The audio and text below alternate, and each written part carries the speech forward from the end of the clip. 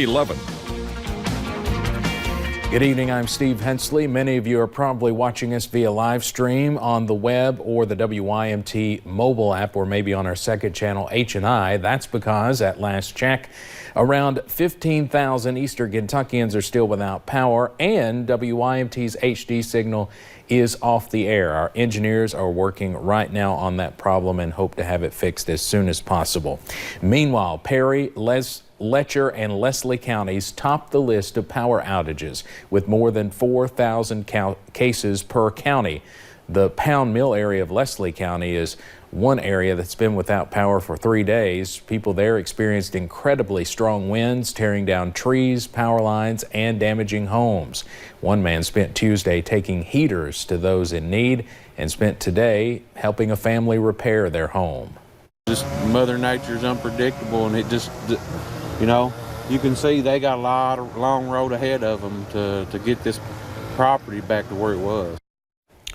Power could be restored to some as late as Sunday. Crews say 95% of people should have power by then.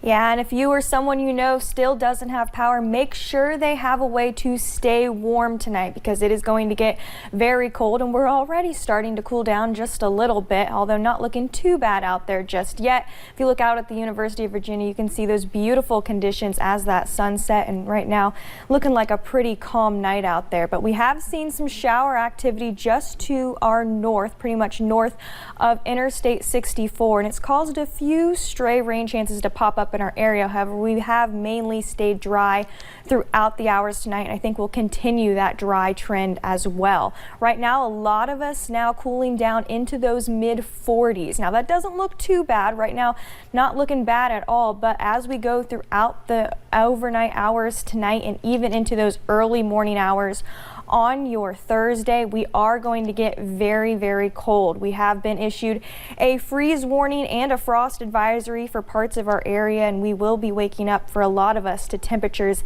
at that freezing point, maybe even below for some of us. You're going to want to make sure you bundle up going into tonight. Steve? All right, thank you very much. With recent weather wreaking havoc on people across the region, power outages, fallen trees, and mudslides are a common story. But for one family in Pike County, this week's storm gave them a second mudslide just after they finished cleaning up the debris from the first. WYMT's Buddy Forbes has more. One Friday night a few weeks ago, Daniel Baker was working in his garage when his grandson heard a sound coming from the hill behind their home. Well, when it came through the back wall of the garage, I decided it was time for me to get out of the garage. That sound was a falling tree, courtesy of a mudslide that was making its way down the hill, eventually surrounding the Baker's house. By daylight, there was 3 feet of mud in the garage, and it was all down, going across the road down here, and the yard was full. Leaving them with a mess and a lot of questions. I was dumbfounded. I didn't know what to do. So he reached out to Kentucky's Division of Abandoned Mine Lands, who had crews on site by the next day. They cleaned everything up back to the back of the hill, behind the house, the garage. But that clean slate did not last long. Sunday night's storms put the slide back on the move, bringing more mud from the hillside. It's nobody's fault. It just happened. Baker says the second time was not as bad because of the wall the crews put up during the previous cleanup. But that's part of life. This is part of life. It's just something we got to deal with.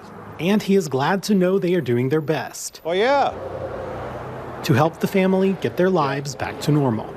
I don't like mowing grass, but it'll be an enjoyment again. In Pike County, Buddy Forbes, WYMT Mountain News. Baker says the construction crews he's been working with and the representatives from the AML have been more helpful than he ever anticipated during all of this mess. As crews continue to work to restore power to thousands of eastern Kentuckians, others are pitching in trying to do their part.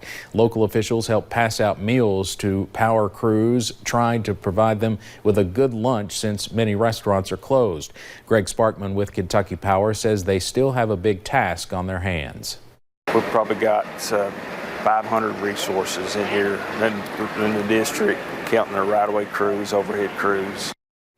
Sparkman says they've come across nearly 100 broken poles so far, but they are receiving excellent support from others to help get the job done.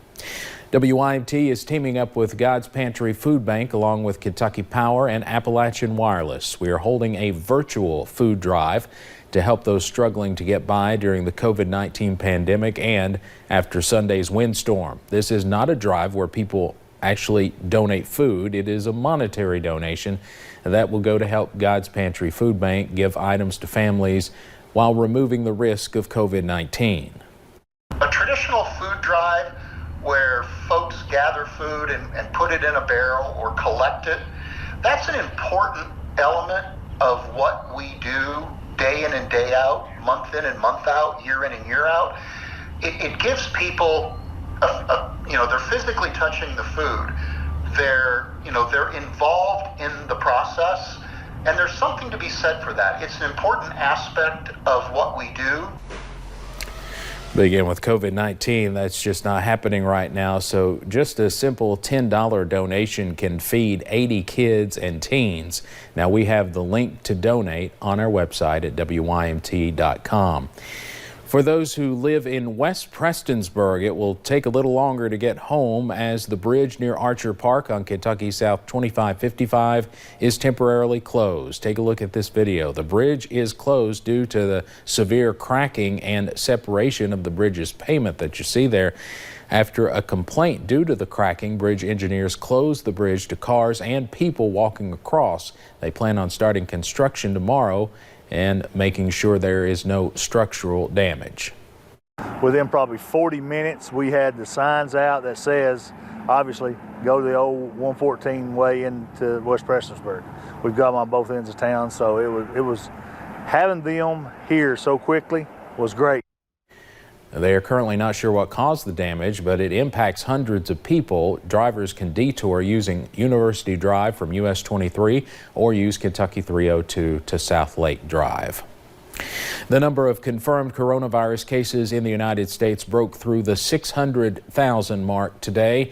More than 28,000 have died. President Trump says data indicates the U.S. has passed the peak on new coronavirus cases. And now he says he's about to release guidelines on easing coronavirus restrictions and reopening businesses. CBS's Michael George has the latest from New York. We want to get our country back. President Trump says his administration will announce new guidelines aimed at restarting the economy. The president says the guidance will be shared with the nation's governors on Thursday. Governors are looking forward. They're chomping at the bit to get going. President Trump received pushback after his assertion this week that he can impose orders on the states. The notion that we're going to go back to some sort of, let's just turn the clock back to 3 months ago, I just don't see it. New York Governor Andrew Cuomo tightened his state's social distancing rules. He's now ordering everyone to wear a face covering when they can't stay at least 6 feet apart. You're now at an intersection, and there are people in the intersection, and you're going to be in proximity to other people. Put the mask on. Cuomo said that includes busy sidewalks, stores, and public transportation. This man passing through a virtually empty Times Square reflected on the changes the virus has prompted. This cannot be the new norm. This is not living. Near the Capitol in Lansing, Michigan, protesters challenged the statewide stay-at-home order. We've all been holed up, behaving very well. Some people want to get out and paint their house. They can't even go order a bucket of paint. I support your right to free speech, and I respect your opinions. I just urge you, don't put yourself at risk, and don't put others at risk either. Last week, Governor Whitmer issued more stringent rules as she extended Michigan's social distancing measures through the end of April. Michael George, CBS News. The College Board says it's preparing a home version of the SAT college entrance exam in case schools remain closed into the new school year. The June test has already been canceled. Back in Kentucky, Governor Andy Beshear announced 88 new COVID-19 cases today and 7 new deaths. At least 2,292 Kentuckians have now contracted the virus. The death toll is now at 122 in Kentucky. But most people might remember today's news conference for something else. Throughout his update, you could hear a large group of protesters outside the state capitol. They are calling on the governor to reopen businesses and let Kentucky get back to work. Nick Oliver was in Frankfort and explains what the group says is its reasoning for the protest. While Governor Andy Beshear spent time updating the state, outside a different group wanting those updates to end and Kentucky to get back to work. So right now I'm struggling with sourcing inventory and keeping that running because everything else is shut down. Everyone here from a different background, small business owners, members of Kentucky's furloughed population, and those who are feeling the financial impact. However, their goal was the same: send a message that Governor Andy Beshear where they believe he needs to back down. A majority of the group says they applauded his actions at first, but it's dragging on too long. I understand the need for caution, but I think it's gone way past, anything reasonable. The gathering was organized and advertised on Facebook as a social distance rally. No more fear! But that all changed when protesters learned the governor was delivering his message just on the other side of this window. That's when the group's social distancing idea was no longer to be seen. The loud chants were broadcast across the state. The governor forced to acknowledge the group.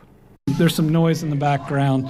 We do have some folks up here in Kentucky today, and everybody should be able to express their opinion that believes we should reopen Kentucky immediately right now. Folks, that would kill people. When asking protesters if being in a crowd was a good idea, they said it's another reason they don't see eye to eye with the governor.